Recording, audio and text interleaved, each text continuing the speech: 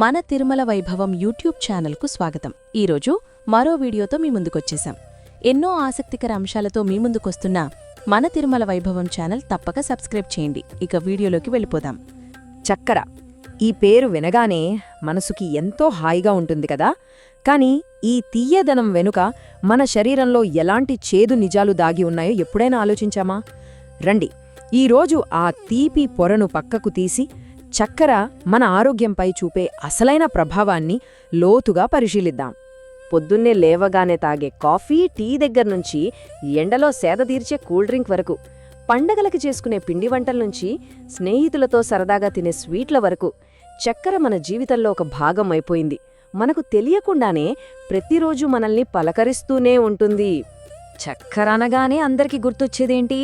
Diabetes. కానీ అసలు కథ అక్కడితో మొదలవదు, అక్కడితో ముగియదు కూడా. దాని ప్రభావం మన ఒంట్లోని ప్రతి కణం మీదుంటుందన్నమాట. పదండి, ఈ తీపి ముసుగు వెనకున్న అసలు నిజాలేంటో చూద్దాం. సరే, మన ప్రయాణాన్ని మన శరీరంలో ఉండే ముఖ్యమైన అవయవాలతో మొదలుపెడదాం. ఈ చక్కెర వాటి లోపలికి వెళ్లి సైలెంట్గా వాటిని ఎలా దెబ్బతీస్తుందో ఇప్పుడు తెలుసుకుందాం. ఇక్కడే అసలు సమస్య మొదలవుతుంది. ఇప్పుడు ఇన్సులిన్ని ఒక తాళం చెవిలా అనుకోండి. మన శరీరంలోని కణాలనే తాళాలను తెరిచి శక్తి కోసం చక్కెరను లోపలికి పంపేది ఇదే. కాని మనం చక్కెర ఎక్కువగా తీసుకున్నామనుకోండి, ఏమవుతుంది? ఆ తాళాలు మొరాయిస్తాయి. కణాలు ఇన్సులిన్కి స్పందించడం మానేస్తాయి. దీన్నే ఇన్సులిన్ రెసిస్టెన్స్ అంటారు. డయాబెటీస్కి ఇదే అస్సలు పునాది.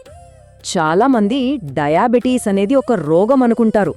కానీ అదొక వార్నింగ్ బెల్ మాత్రమే.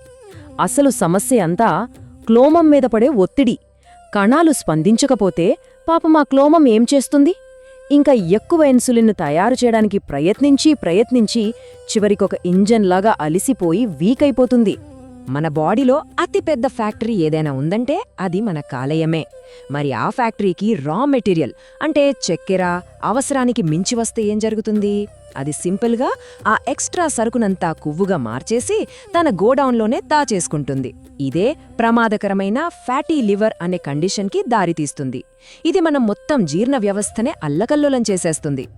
ఇక మన మూత్రపిండాల విషయానికొస్తే ఇవి 24/7 పనిచేసే ఫిల్టర్ల లాంటివి. రక్తాన్ని శుభ్రం చేస్తూనే ఉంటాయి.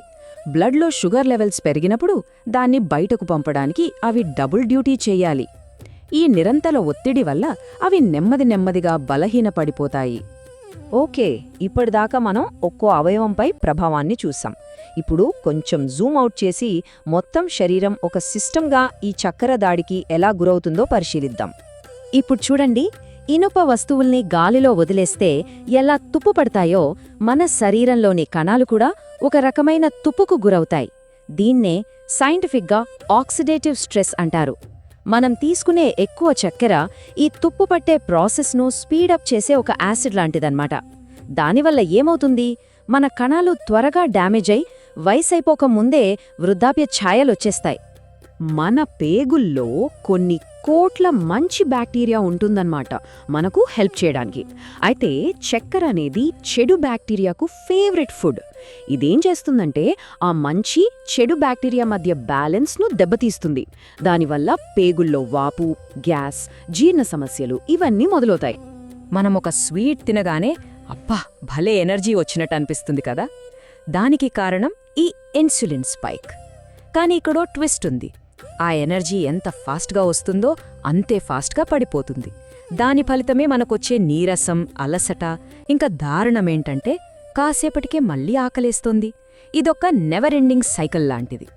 సరే, ఇప్పుడు మన శరీరంలో ఉండే ఇద్దరు కింగ్స్ దగ్గరికి వెళ్దాం. గుండె, మెదడు. చక్కెర ఈ ఇద్దరు యోధులకు ఎంత పెద్ద ముప్పుగా మారుతుందో ఇప్పుడు చూద్దాం. మెటబాలిక్ సిండ్రోమ్ అనేది ఒక ప్రమాదకరమైన గ్యాంగ్ లాంటిది. హై బీపీ, ఒంట్లో కొవ్వు, డయాబెటిస్, చక్కెర వల్ల తయారైన ఈ సమస్యలన్నీ కలిసి ఒక గ్యాంగ్లా ఏర్పడి డైరెక్ట్గా మన గుండె మీద అటాక్ చేస్తాయి. ఒకసారి ఊహించుకోండి, మన రక్తనాళాలు నీటి పైపుల్లాంటివి. చక్కెర వల్ల వచ్చే ఒత్తిడి ఏం చేస్తుందంటే ఆ పైపుల లోకల గోడలకి కొవ్వును పూసేస్తుంది. రోజులు గడిచే కొద్దీ ఈ అడ్డంకులు పెరిగి రక్త ప్రసరణను ఆపేస్తాయి.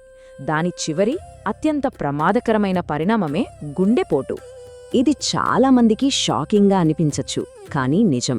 మనం తీసుకునే ఎక్కువ చక్కెర మన మెదడులోని నరాల కనెక్షన్లను బలహీనపరుస్తుంది. దీనివల్ల జ్ఞాపక శక్తి తగ్గుతుంది. ఇంకా లాంగ్ టర్మ్లో చూసుకుంటే మతిమరుపు వ్యాధి అంటే డిమెన్షియా వచ్చే ప్రమాదాన్ని కూడా ఇది పెంచుతుంది. ఇప్పటిదాకా మనం బాడీ లోపల జరిగే డ్యామేజ్ గురించి మాట్లాడుకున్నాం. మరి ఆ లోపలి డ్యామేజ్ బయటకెలా కనిపిస్తుంది అది చూద్దాం. ఈ ప్రాసెస్ ఎలా పనిచేస్తుందో సింపుల్గా చెప్తాను. మనం తిన్న చక్కెర రక్తంలోకి వెళ్ళాక అది మన చర్మానికి బలాన్ని, సాగే గుణాన్ని ఇచ్చే ప్రోటీన్లుంటాయి కదా, కొలాజన్, ఎలాస్టిన్ అని, వాటిని పాడు చేస్తుంది. వాటిని గట్టిగా, పెళుసుగా మార్చేస్తుంది. దీన్నే గ్లైకేషన్ అంటారు. దీనివల్లే చర్మం ముడతలు పడి కాంతిహీనంగా తయారవుతుంది. ఇక పళ్ల మీద చక్కెర ప్రభావం అయితే చాలా డైరెక్ట్గా ఉంటుంది. మనం స్వీట్స్ తిన్నప్పుడు ఆ చక్కెరను మన నోట్లోని బ్యాక్టీరియా ఫుడ్గా తీసుకుని ఒక యాసిడ్ను రిలీజ్ చేస్తుంది. ఈ యాసిడ్ మన పంటి మీద ఉండే ప్రొటెక్టివ్ లేయర్ అంటే ఎనామిల్ను నెమ్మదిగా కరిగించేస్తుంది. దాని ఫలితమే పళ్ళు పుచ్చిపోవడం. సో ఈ మొత్తం చర్చ తర్వాత మనం గుర్తుంచుకోవాల్సిన ముఖ్యమైన విషయమేంటి? చక్కెర అనేది కేవలం డయాబెటీస్కి సంబంధించిన సమస్య కాదు. అది మన లివర్ని, కిడ్నీలని, చర్మాన్ని, మెదడుని, అన్నిటికన్నా ముఖ్యంగా మన గుండెని సైలెంట్గా అటాక్ చేసే ఒక పెద్ద ప్రమాదం. మరిప్పుడు ఈ తియ్యటి పదార్థం వెనుకున్న చేదు నిజాలన్నీ తెలిసాక మనం వెయ్యాల్సిన తర్వాతి అడుగు ఏంటి? ఈ సమాచారంతో మన ఆహారపు అలవాట్ల గురించి ఒక్కసారి ఆలోచించుకోవాల్సిన సమయమొచ్చింది. ఈ తీపి ప్రమాదం నుంచి మనల్ని మనం ఎలా కాపాడుకోవాలనేదే ఇప్పుడు మనందరి ముందున్న అతిపెద్ద ప్రశ్న. చూశారు కదా, ఒక మంచి వీడియో. ఇలాంటి మరిన్ని మంచి వీడియోల కోసం మన తిరుమల వైభవం ఛానల్ తప్పక సబ్స్క్రైబ్ చేయండి. మరియు ఈ వీడియో కూడా లైక్ మరియు షేర్ చేయండి. అన్నట్టు క్రింద డిస్క్రిప్షన్లో ఉన్న మన వాట్సాప్ ఛానల్ తప్పక ఫాలో అవ్వండి. అక్కడ మరిన్ని ఆసక్తికర విషయాలు తెలుసుకోవచ్చు.